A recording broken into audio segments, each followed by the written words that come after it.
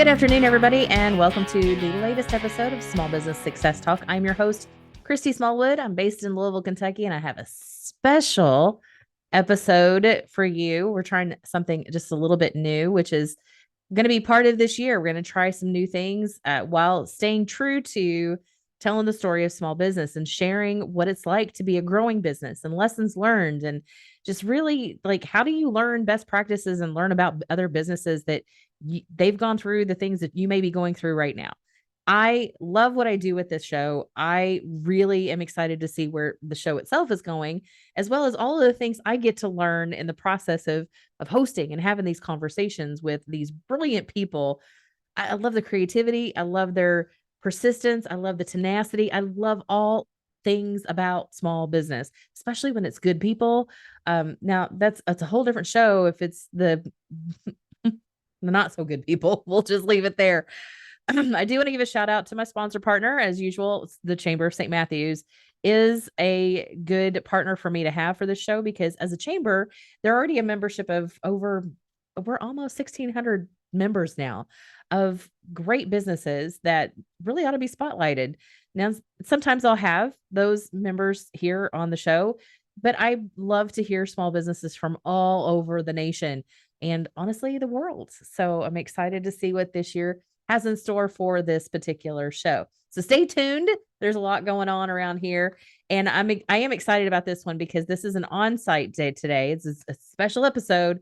I got the honor of moderating a conversation locally through a chamber event for 3 panelists who were winners of the Fast 50 in our area. So Business First is a business journal out there. You probably have one in your local area. They're all throughout the country that awards businesses that are fast growing, obviously. And there's a lot of criteria that goes into that. You have to, like, first, to be even out of the gate, so to speak, it's dirty time around here. Just to get out of the gate, you have to have 5 million in revenue. And you have to be growing. And depending on your growth is determined on whether or not you're hitting that Fast 50. I do not qualify to come out of the gate yet. So I looked that up and I was like, dang, that's a big number. I'll get there one day. I will get there one day. So I was very honored to be able to facilitate this conversation with the panelists, asking permission from the chamber as well as them to see if I could use it for the show. And I think it's going to turn out really well. Now, the sound quality may be weird because, we're in a big room and yada, yada, yada. However, you're going to learn a lot of great stuff and I'm excited about it. I keep using the word excited. You guys know I use that word all the time and I don't know how to fix it. Bear with me. I might find a different word someday and obsess about that too. Who knows? But my panelists today were Andrew Piles with Eclipse Bank, Jennifer McKinney, Mortgage Warehouse, and Tina Whiteside with Louisville Geek. 3 different businesses. We have the bank, we have mortgages, and we have technology. And they had a lot of great insight into, how they got to the Fast 50 and some of the lessons they've learned and what's the important things. And we talked about marketing. So these are some great conversations. Get your notepad handy and take some notes or just enjoy the conversation. But here you go. Here is the special edition for Small Business Success Talk today. Here's my panelists.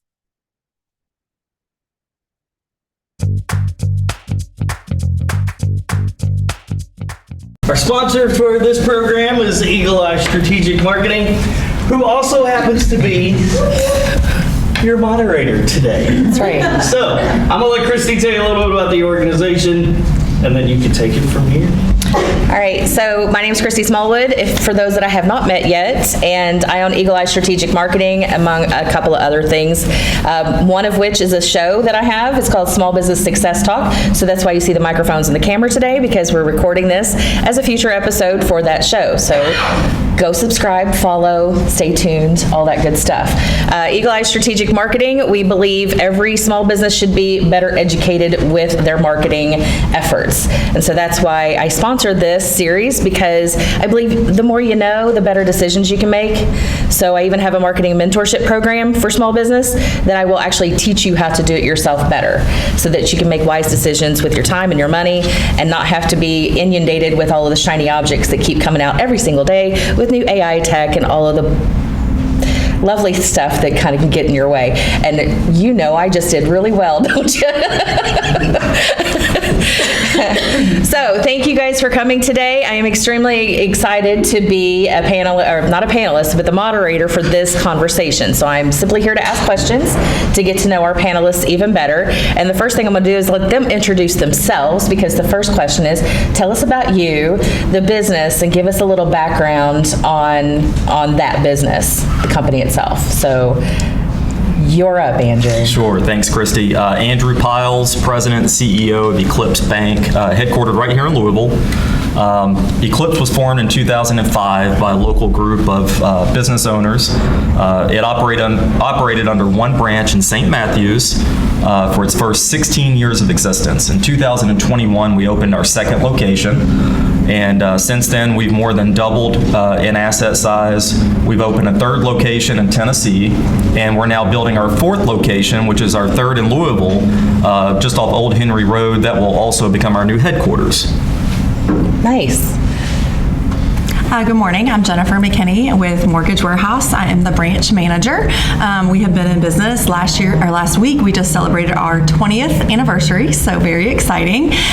Mortgage Warehouse was founded in 2003 right here in Louisville, Kentucky, and we are licensed in Kentucky, Indiana, and Florida. We opened a Florida branch as well, so we have a branch down in Fort Myers, Florida, so we love to expand that, and yeah, that's pretty much it. Awesome. Hi, good morning. I'm Tina Whiteside. I'm the marketing manager for Louisville Geek. Contrary to what our logo may say with the glasses, we are not a glasses company. But we manage IT services for businesses. So they outsource their technology needs to us. We have a website development team. We manage VoIP services. We have a help desk. Our company was founded in 2004 by our two founders, Bobby Bailey and Patrick Mann. And now we have 5 partners who manage different aspects of the company. We also have an office in Lexington, and most of our clients exist in Kentucky, Tennessee, and Ohio, but we do have clients throughout the U.S. So one of the first questions I really wanted to ask is, what do you love most about what you do with your business? I'll answer that first. So as CEO of a smaller bank, a lot of times I say that CEO stands for Chief Everything Officer. But, with that being said, I'm mindful that the decisions that I make impact a lot of people. And so whether it be our team members, shareholders, clients, and so that's probably my favorite thing about it, is that I know my results are easily quantifiable. For better or worse, by the way. And sometimes it's not always for the better every single time, but that's something that I never take for granted or take lightly. And let me interrupt before we move on to Jennifer. This can be crowd participation. If you guys find something that you're like, hey, I'd like to ask a question, please raise your hand. Or if you find something funny, please laugh. So it's okay. Just because we're being recorded does not mean these mics are catching everything you do. So it's okay. I didn't want to, it just feels a little extra tense this morning. So I want to lighten that up a little bit. Okay? You're all good? Okay, perfect. I just need to work on new material. That's fine. I'll work on that. You guys, he's done so well. He's highlighted his notes over here. So he's very detailed, very detailed.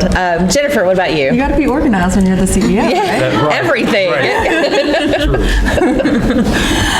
What I love most about my job would definitely be, we do home loan lending, so there is nothing better than sitting across from somebody purchasing their first home, their dream home, just making that home ownership dream become a reality for so many people. That is just why that's my why, and why I get up every day, and I'm just excited about my job and getting to help people become homeowners. And this, most of the time, it's business like in Louisville and our surrounding areas in this beautiful state that we live in. So.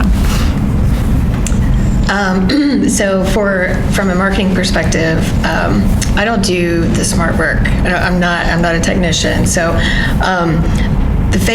I love being able to get my technicians away from the computer to help them show that there's a person behind the mouse, that there's a person behind the changing the password or setting up the network and giving our team a personality. I think sometimes there's this misconception that, technicians, like especially they just love to just sit in a dark room behind their computer. They don't like to engage with people. So my favorite part is I love getting my team. Sometimes, they don't like it, but I think when they actually get out there, I like getting them involved with the community, getting them to shake hands with people, to say, hey, I'm so-and-so, I helped you fix this the other day. And it's really such a light bulb moment for our clients when they really get to meet our team face to face. So I love doing that.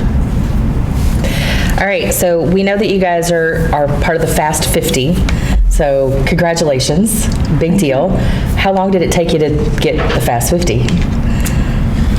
How long did it take to become fast? That's what I need to know. It was a very slow process for us to become fast. So I don't mind starting that one. We were formed, like I said, in 2005, and it took us until 2021, so 16-year lead time to get there, and so quite a while to answer that. I will say that we've been fortunate to be on the list 2 consecutive years, so 21 and 22. Nice. So 16 years and then 2 in a row. So. Our business was founded in 2003. The first time we made the list was in 2009. We've been on it 2009, 2010, 2013, 2014, 2017, 2021, and 2022. So 7 times. Wow. Had to make my list. You earned that list. Totally. That was amazing. Good job.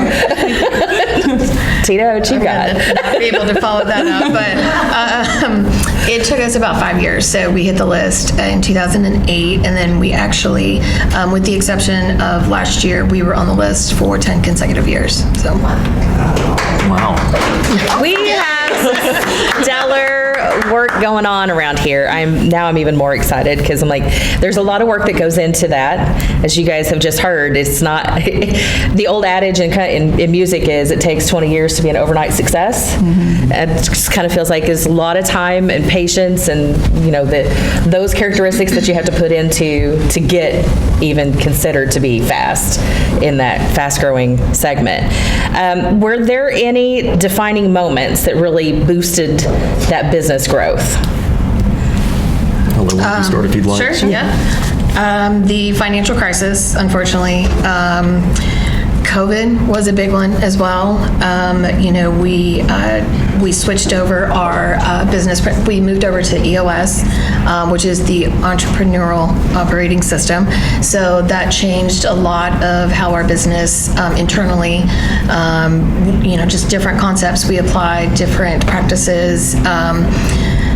Just a different outlook that changed us as well. Again with COVID, the explosion of just like the people wanting to know information, so content marketing, that also shifted just the way that we think, especially from our team, shifted the way we did things. I'll kind of piggyback off that as far as like the ebbs and flows of what's going on in the market definitely affects the mortgage industry. So the first time we made the list was in 2009, which if you're not aware of what happened in 2008 with the mortgage meltdown and things like that, there was a lull in the mortgages and then everything kind of picks back up. So that helps, that affects it as well. One thing that we did internally was we used to be, when we first started, we were a mortgage broker. So what that meant is that we were didn't have control over the process. Like we were just like the facilitator of the mortgage loan as far as originating it. And when we switched over to being an actual mortgage lender to take control over the process, that's when our business really exploded and we were able to just capitalize on that, because the more you have control over and like the less like outside factors that you're worried about, the more successful you can be. So for us, I took my position in 2017, and the first couple of years were really focused on improving the fundamentals of the company and kind of gearing up for future growth. Probably the biggest catalyst and a theme that I mention a lot of times in any success with our organization is our people. And so that was really the theme of what thrusted us into a growth cycle. We brought in 2019, we really began focusing on the team and putting the right pieces in place from that perspective. And that's what really began, again, that was the catalyst for us growing and becoming more and more successful. Nice. So going back to the things, one of the key themes I heard in what you love to do with your company, it was very people-oriented. And so I appreciate that you took the time to put the right people in the place and, spending time going deeper into what do we need as that, the team. What does the team look like? And then what are the fundamentals that we need to be able to build from that? And you having that process of how do we control every piece for our clients so we don't have to rely on some outside force and what their fluctuations are going to be. We're able to take it and control all of these things. So, all right, so marketing person, how did marketing play into all of this business growth? Oh gosh.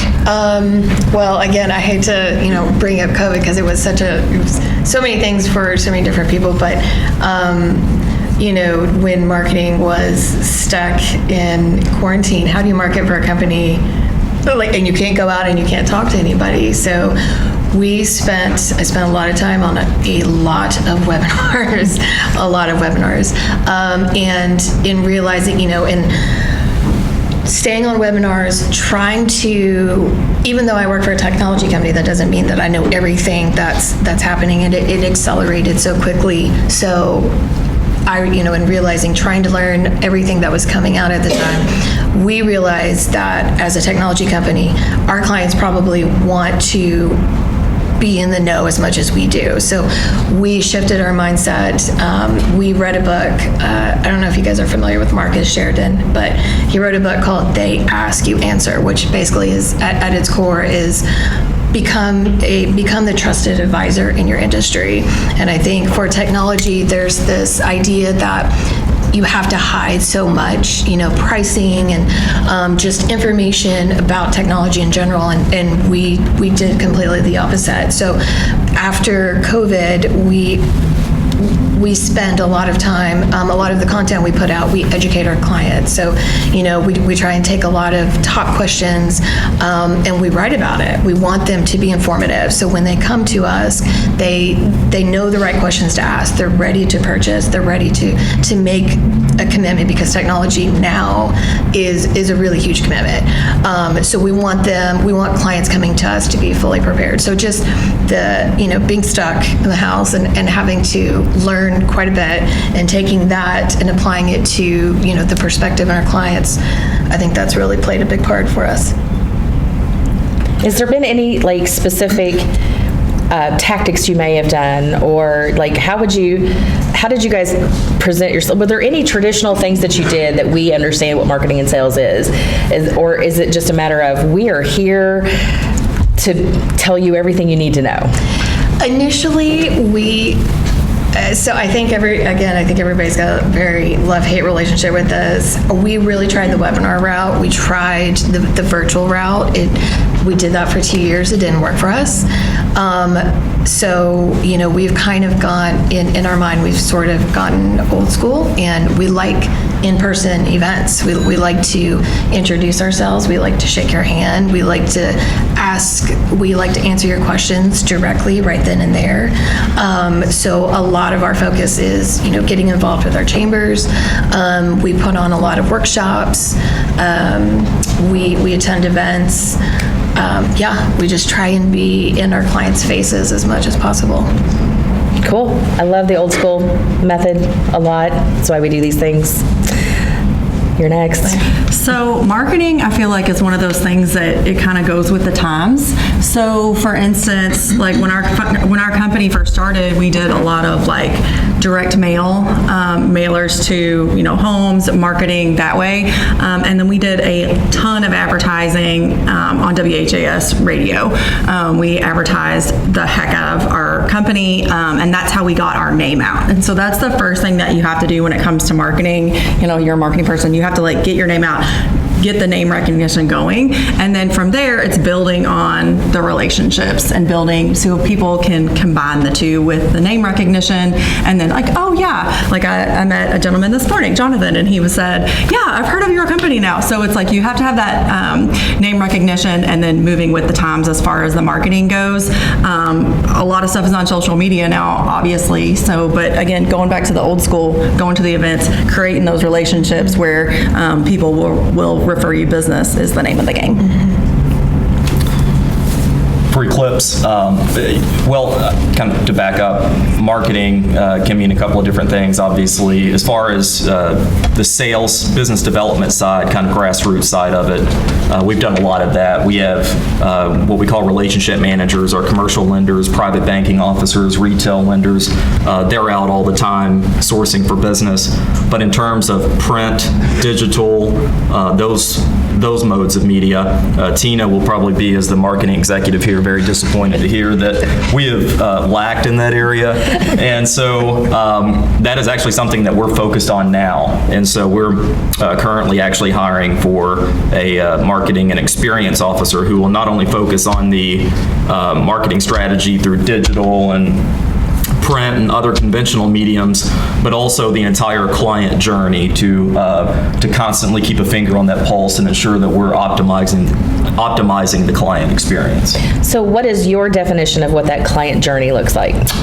Well, that would be from the time that they pick up the phone and call one of our individuals, or one of our salespeople calls them. So from the time of the call through the, if it's a loan application process, if it's a deposit account, through opening the account, to getting a debit card, checks, setting up ACH for, not to get too in the weeds from a banking perspective, but so there are several different steps along that way, and not only up front either. I mean, this is 6 months out.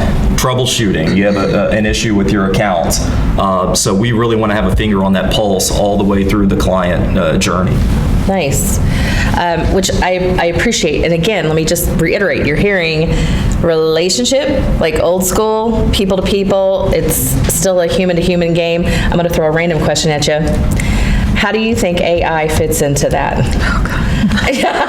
Sorry, it doesn't have to be a popular answer. It just needs to be, how do you think?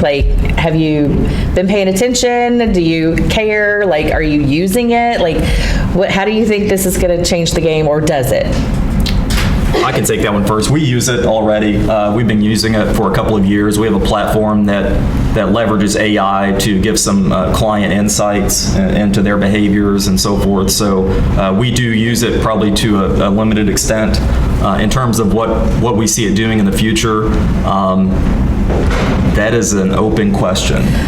It's tough to tell. I think there are a lot of, I'm sure everyone here in the room watches the news, and there's a lot of very intelligent people who are very concerned about the possibilities of AI and where we stand currently. And so we probably won't get too bullish on AI and get out there too much on that until a lot of more fundamental questions are answered. What about the mortgage area? So a lot of the stuff that's going on in the mortgage industry is people think that it's a coincidence when you start getting calls on things. For instance, if you talk to one lender and all of a sudden you start getting a whole bunch of calls and oh, why'd this happen? It's not a coincidence at all. It is the credit bureaus selling that information off to people. It's honestly disturbing, the amount of calls that some of the clients get, and I feel like most people are just annoyed by it. So when it comes to the artificial intelligence, I think that people want to stray away. People don't like it. When you're scrolling through social media and you say something and all of a sudden all that stuff starts popping up on your feed, it's people don't like to feel like they're being watched like that. So my 2 cents on it. Definitely going to get interesting. Yeah. Tina, what you...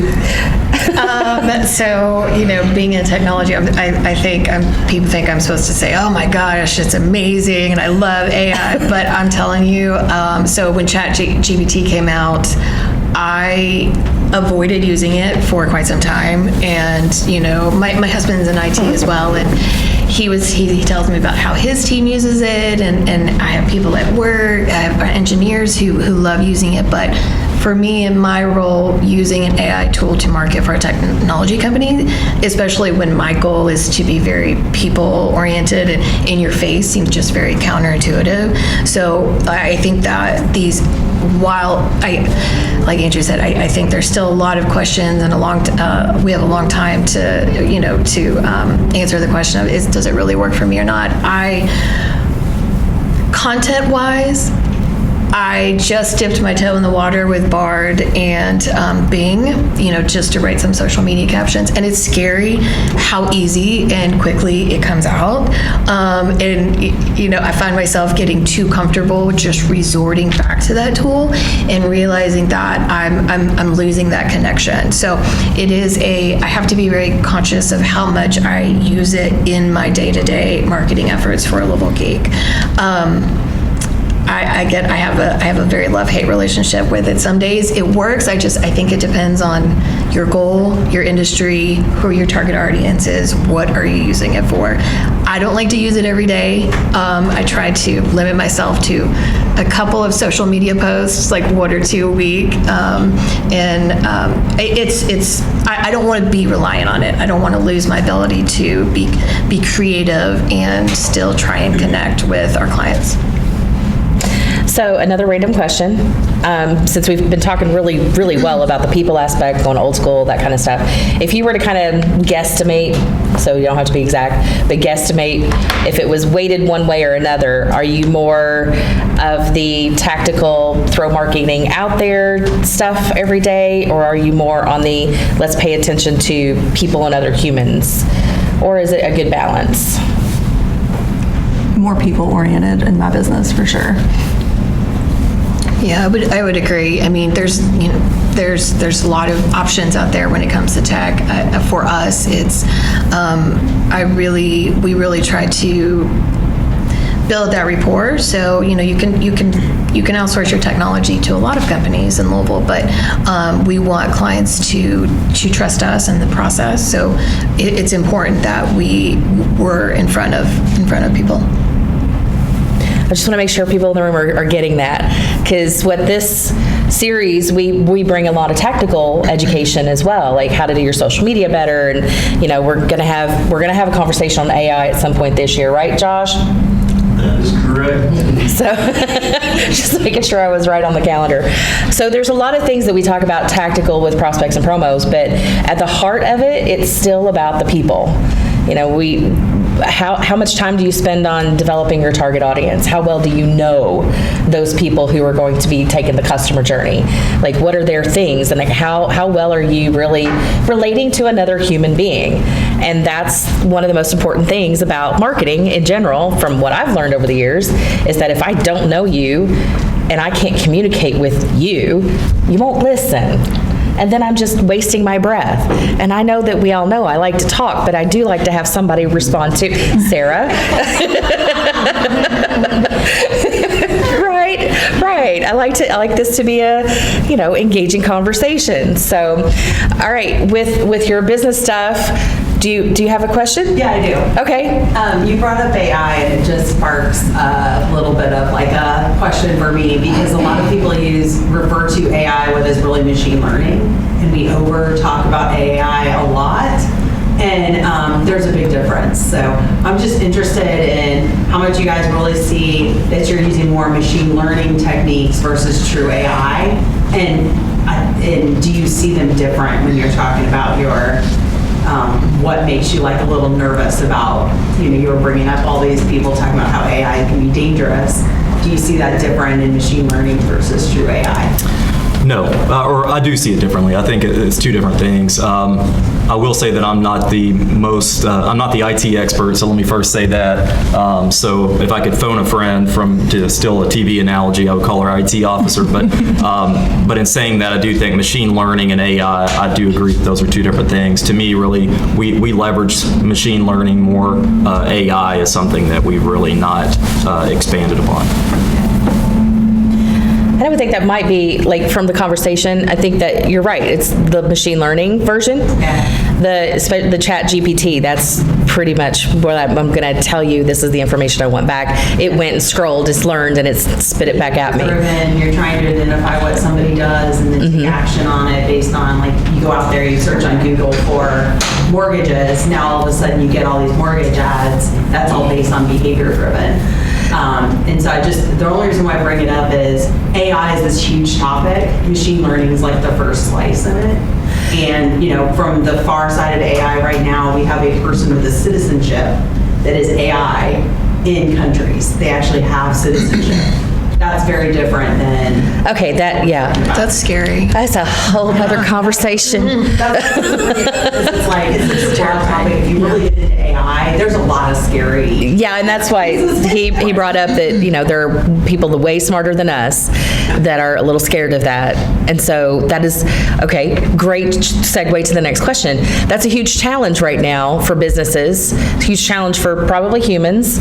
Like, how are we navigating this whole new potentially sentient being? If anybody watches Star Trek, then, like, right, it's Jacob. You watch Star Trek. Got it. Just looking at my Trekkie friends in the room.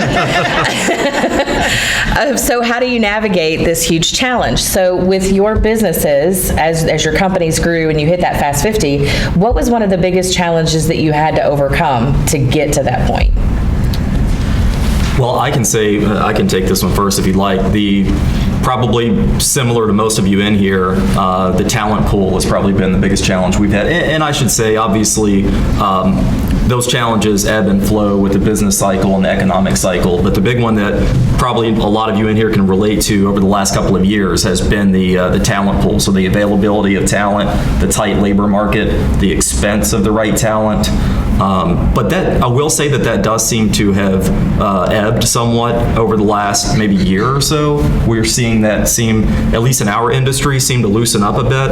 And we've not had quite the challenge in hiring top talent that we did there for a couple of years.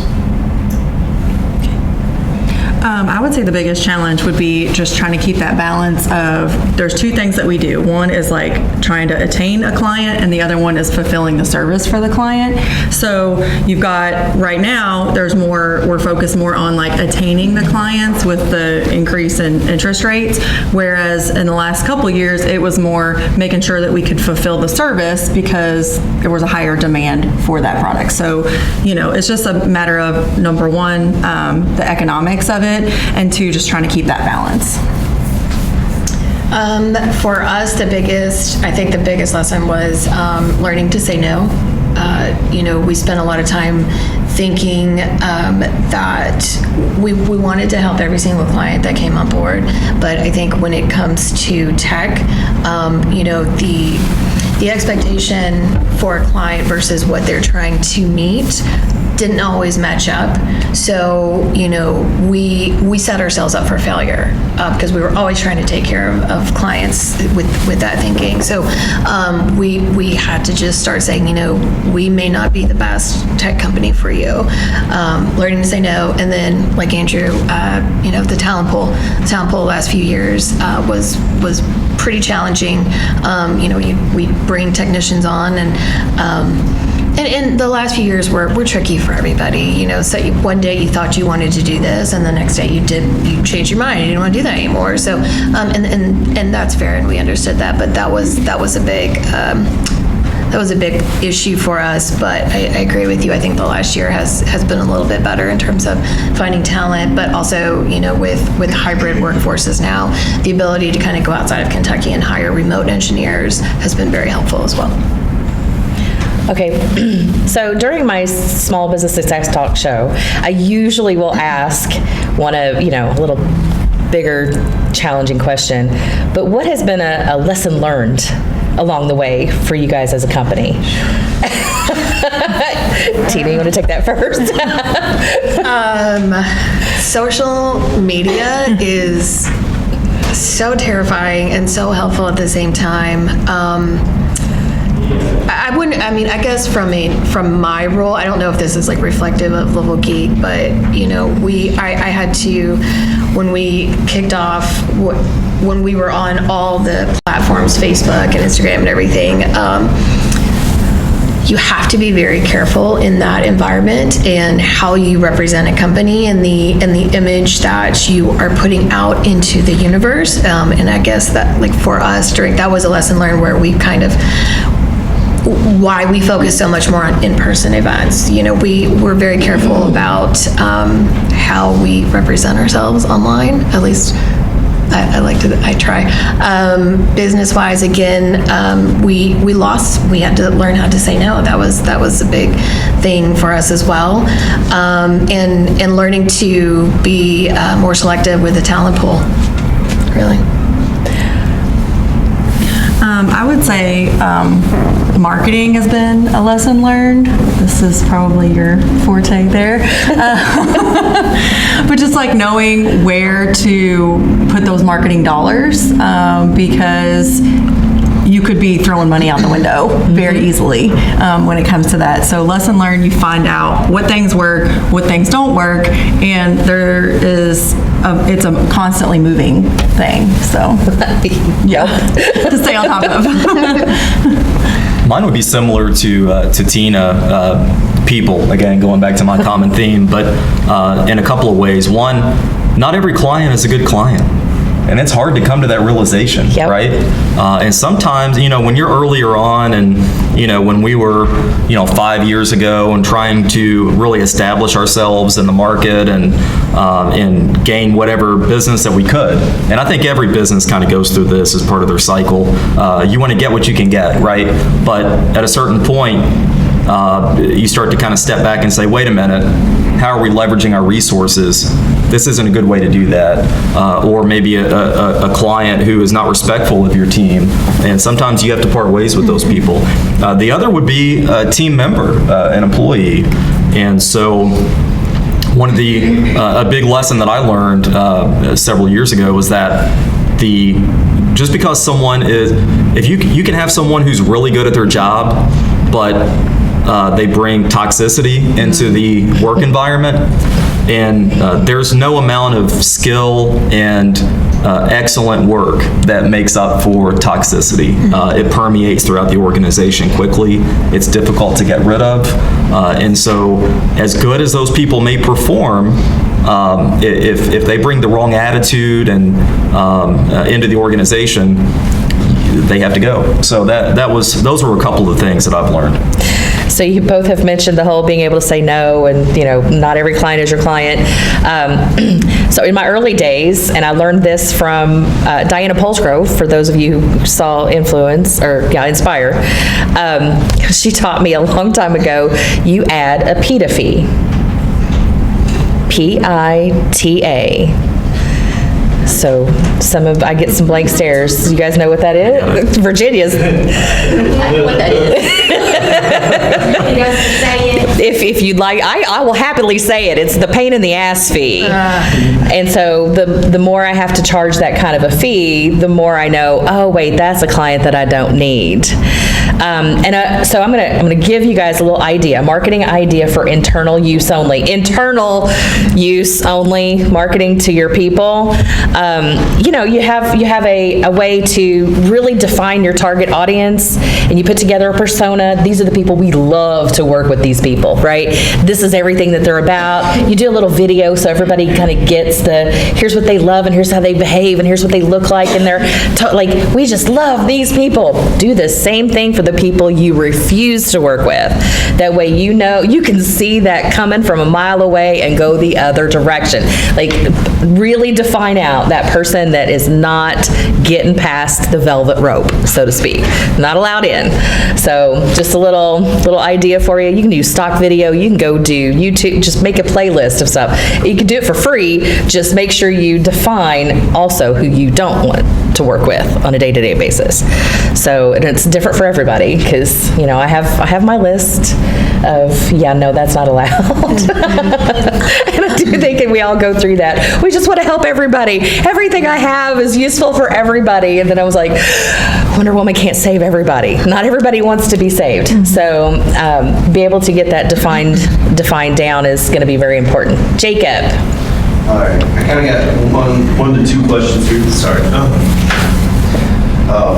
What made your team help you succeed, or what did you do to help push your team to help you get where you were? Because I'd like to think you would all agree you didn't get to where you are by yourself, right? I would assume most people don't rise up 100% on themselves. So what do you think you did that helped your team, or was it all on your team? And then kind of a follow-up question to that is, so right now you probably think of the number one worker on your team or number one partner on your team. What characteristics makes that person that number one worker for you that you know, hey, I can trust them, or whatever the reason is that you can right now think of on your team, that's my best person and this is why. Sorry, I know it's a big question. Yeah, so let's see if we can like sync these up. So this falls under leadership, Yeah. right? And working with your teams. So what do you do to build your team so that they are like your A team, so to speak? Yes. And then do you have that star player that stands out, and what makes them stand out? Yeah, thank you. You're That's my and go. So Would you like to start? I'll go first. So Louisville Geek did not have a marketing team. They didn't really concentrate any efforts into marketing until about 2017, 2018.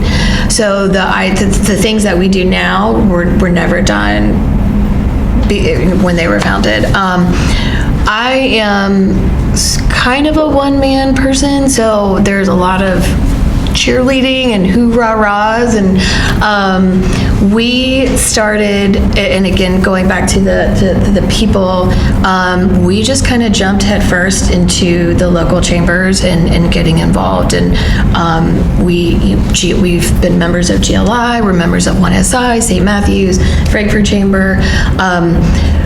It was really hard at first. A lot of networking happy hours really helped, but to getting them out and about and getting them in the room to be able to shake hands with people really kind of changed their perspective of what that looked like. That they didn't have to sit at the desk from 8 to 5 just answering, being bombarded by emails, assistance from clients, that they could leave their desk once in a while and go meet this person or go to this event. I don't know if that really answers your question, but just the ability to get out and about, to leave their desk really changed the mindset of especially our business development team. What was the second part? star player and characteristics of. Well, I think everybody, I'd like to think I love everybody on my team, but, our director of sales, he's kind of our one man outside. He's really our only outside sales guy right now. We lost a few members on our team, but he will answer every single question that a client has. No matter if it takes 20 minutes, if it takes 2 hours, he makes sure to answer every single tech question. If he doesn't know the answer, he finds out the answer. Just the willingness to always make sure that the client has every piece of information that they need to make an informed buying decision. I think for me, that's what really sets him apart from everyone else. I would say for the team, it's about putting the processes in place so that way they have like a list of exactly what their job responsibilities are and what they're expected to do. Finding the right people to put in those spots, and then not micromanaging them, and let them do what they do well, and not have to like stand over people and constantly, come behind them, that kind of thing. It's about finding the right people and letting them do what they do. And as far as like star players, it would be you have to have that team membership, like being a team member mentality. It's not, there's no, I mean, it's so cliche, but there's no I in team. Like, you have to have that. How can I help the team? How can I make this better? And our philosophy at Mortgage Warehouse is getting 1% better every day. So Jennifer pretty much stole my answer, so I'll just sit here and be quiet. No, very similar though. You know, a lot of the way we operate is we hire the best people and give them the tools that they need. The tools would be the support from management, the products, the pricing in our business, and getting out of their way and not micromanaging, much like you said, and letting them do what they do, because there's a reason we hired them, and there's a reason they're the best at what they do. In terms of, without naming, you know, maybe our top player, but in terms of what makes a top player for our organization, identical to what Jennifer said, team player, everything, team is the theme. I didn't mean to rhyme there, but team is the... You're being super cliche. I mean, I did mean that. It was intentional. Team is the theme for our organization, and so we're only as good as our teammates and the people in our organization that are willing to dig in and do anything to help their teammates and to really go the extra step and have a positive attitude. Those people are irreplaceable. Back to people, it's just like, how do we fully engage and give everybody what they need to be the best versions of themselves for the organization? And, you know, staying on top of that and all that kind of stuff. So one final question. What are you doing now to intentionally stay on the Fast 50? Is this personally or Either or both. Well, this probably, probably in a management position, what we do feeds directly into what the business success, obviously, what everyone does for that matter. But what I'm personally doing, probably as much as anything, I'd refer to myself as a banking nerd. And so I'm constantly reading trends and what are successful banks doing, and what do we kind of need to do to gear up for the future in terms of, what products are going to be expected by our clients. And that, by the way, that happens a lot faster than it used to. It used to be a new product, a new technology comes out, and you could sit back for 5 years, kind of see how it plays out at the bigger banks, and then we would jump in with it once it's tested. That's half the time now of what it used to be. And so, a lot of what I do and what our organization does is really just try to, as I mentioned in a response earlier, keep a finger on the pulse of what our client expects and is going to expect in the future, and trying to react appropriately. Nice. That reminds me of a book that I read recently, well, probably a couple years ago, I guess. In the mortgage business, it's definitely a lot of movement with, what's happening with mortgage rates. It's about, attaining the clients. There's a lot of people actually getting out of our industry right now because of what's happening with rates. So we just want to be that constant for our clients. But the book it reminds me of that you were talking about is Who Moved My Cheese. I don't know if anybody's heard of that book or read it. But it's constantly about where your business is, and if you just focus on that one thing and then all of a sudden it dries up, then where's your cheese? Where did that move to? So you constantly have to be aware of what's going on in the industry and how to attain that next client. So I haven't read that book, but I want to read it now. that's a good one. From it, what I'm doing, like Andrew, keeping my finger on the pulse. So much is happening in technology right now that I have to constantly keep myself educated about new trends, the questions that people have, what are people interested in, what are they scared of, and help Louisville Geek to be that trusted advisor. From a leadership perspective, I know, we're very heavily invested in EOS. So EOS, we have a 3-year plan, we have a 5-year plan, we have a 10-year plan. So, and within those, we have rocks that we work towards to obtain those goals in each of those year plans, and help our team just stay on top of what people need, what they're looking for, what questions they have, and how they can help them be better advisors for our clients. So. And going back to Jennifer's point, by the way, with the Where's My Cheese, the book, and it may reference this, but making sure that the changes that you're making are additive. There's a fine line between sticking to your core business and making sure that the things that are coming up are additive and don't evolve into kind of chasing the shiny object all the time, right? Oh, yeah. And so that's something that we're always aware of as well. Well, I love that because that falls right into my love of strategy, just being strategic for the future, like making the time to look at the trends.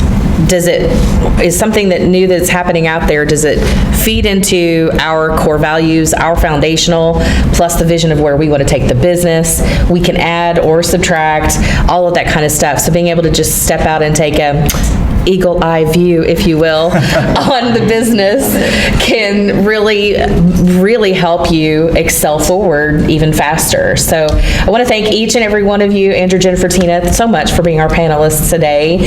I hope you guys got a lot of notes out of this. I know I've been taking some notes over here, even while I've been moderating. So a lot of great stuff. Connect with them. I'm sure they're happy to answer any questions after this as well. And any last questions, comments?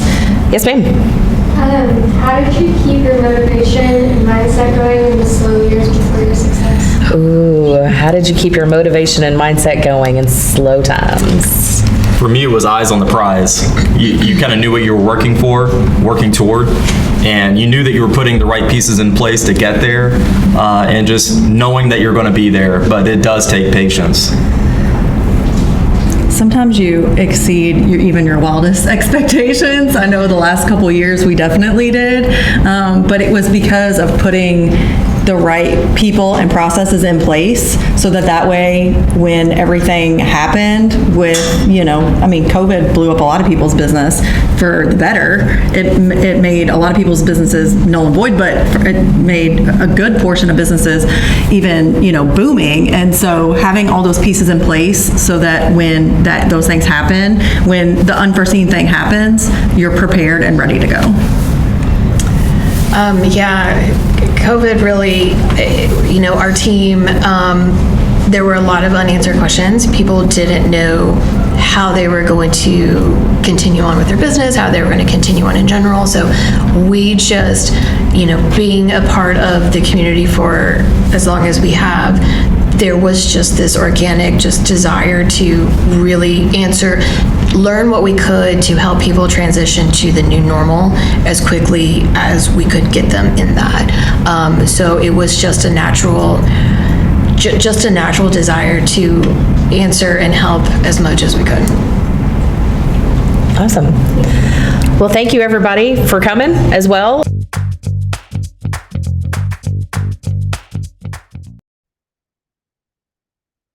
So I think what I love the most is discovering in this conversation that with these fast 50 winners who, they may be small businesses, but they're making bank, baby. They're just kicking ass and taking names right now. And it's awesome celebrating in that success. That the thread of that is people are important. Like the human factor it's not going to go away anytime soon. So for us as business owners out there, we need to pay attention to what we're paying attention to. Are we paying attention to our people who are invested in the success of our business? Because we really need to support them, give them what they need to be even more successful by sharing their skills and gifts with us. Yeah, pay is a thing and we have to bear the burden of the benefits and so on and so forth. But I think the key thing is when you give them what they need to be successful under your umbrella, everybody wins. It's a huge deal. Having the processes in place, having the resources that they need, plan that out well. And I think your people internally will shine. Like you'll have rock stars. I just love that. As well as how do you grow the business? It boils down to people getting that handshake, getting face to face with people, and not just through the screen, but actually at events where there's more context, and just kind of dive in a moment on the social media and marketing in general. Like if you're only seeing what you see on Instagram from somebody, you're only getting an instant in time. That's it, a quick snapshot. But that doesn't tell the whole story. And I don't even care what I don't care that Instagram says they're calling them stories. That's not the whole story. There's not enough context to continue to have that conversation or to form an educated opinion, an educated viewpoint, perception of what is happening in somebody's world, life, business, whatever. You need to take the time to really develop context. And that is what happens when you're able to get out in the community, whether it be business networking or a community event, you're able to immediately get a full spectrum of language. You can see each other. The body language is going to show up. The tone of voice is going to show. They get to see how you move and act and behave in the world. Like how you show up includes how you behave with others. Are you silly? Are you a curmudgeon? Like we had a conversation after the event was done this morning, and somebody was giving me an example of a moment in time, and I knew who the gentleman was who had kind of made an ass of himself, and I was like, oh, I know him. He's my curmudgeon. So for those that might be in the older generation, are you showing up as the curmudgeon? You just need to know so you know how you show up. But that gives context for other people. The receiver of your message needs more context than social media or your marketing campaigns can provide. Your marketing is going to give somebody the thing that you want them to know. That's it. But if you want a full relationship with your clients and putting them into a customer journey so that you know how they think and feel at each step of the process of that journey with you, like Eclipse Bank is doing with them, you've got to get in with the people. Don't be afraid to get to know people in all of their messy gloriousness. Like people can be messy and beautiful at the same time. Don't be afraid to do that.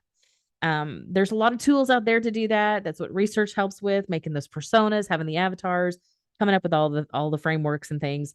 There's a lot of good ways to make that happen out there. But the whole thing is making sure you, as the business leader, have yourself set mentally to give a shit about people. Really? Do you care? Does it matter to you that you may have a team member who sprained their ankle and can't really walk around well? Like how do you manage that in a day? Do you like have what happens if somebody's family passes while they're at work? How do you manage those moments whenever a human needs to be a human and not just a task completer? So those are the things to think about as a business owner, as well as understanding those people who are using your services or you buying your goods. They're human too. They have those things. And you may actually be the person who's helping to solve those problems that they're having. And kudos to you, man. Find a problem, solve it. That's kind of what, being successful in the marketplace can do. Solve the problems. Okay. So be the trusted advisor, having old school grassroots efforts. That's what getting back out in the public and all that kind of stuff. Early on, Andrew says he's the CEO, which is the chief everything officer. I'm stealing it. Totally taking that one. I hadn't heard that yet. I don't know why I hadn't heard that yet. That makes total sense. If you've not heard that, you can have it too. Chief everything officer. That's what small business CEOs are. Totally. I did like that Tina's team, to make them a like this rock star team, getting them out of their normal environment so that they can create these different perspectives. They can see the world differently, get hand in hand with other human beings, can just open up a whole new level of diverse ways of thinking. And I think that's kind of key. So get your team out of the office, out of the normal environment, to be able to open up their senses, open up the creativity, all of that kind of stuff. I like the idea of getting out of the normal environments to be able to level up. And then really liked when Jennifer said, the whole point is getting one person better every day. I mean, come on. That's what we come here to do, listening to podcasts like this that share stories, best practices, lessons learned, what's the best advice you got. I love asking those questions, and they may be it's the framework for this show. I want to know those things. What got you through this? Like, how did that work? So, thank you to my listeners and my watchers out there. If you haven't seen us on YouTube or on the website, smallbusinesssuccesstalk.biz, I think. So go follow us, subscribe, tell others, please. Would love to see more of you out there. And if you have an idea of somebody who needs to be spotlighted on the show, please let me know. We do have some plans coming up for this year, so stay tuned for that. We're going to get into the meat of things as well, the meat of business and what that's going to look like, and getting my experts in, and we're going to have great, deep conversations. So definitely be prepared to get you a notebook, a journal. You know what? That might be something that we should consider. That's a whole shiny object. Whoop, right out the door. Don't need to do that today. So be prepared. There might be some surprises this year. So thank you so much for your time and your energy flowing into this show as well. On this episode of Small Business Success Talk, I have been your host, Christy Smallwood, the person that likes to ramble. And I will catch you again on the next episode. Thanks, everybody.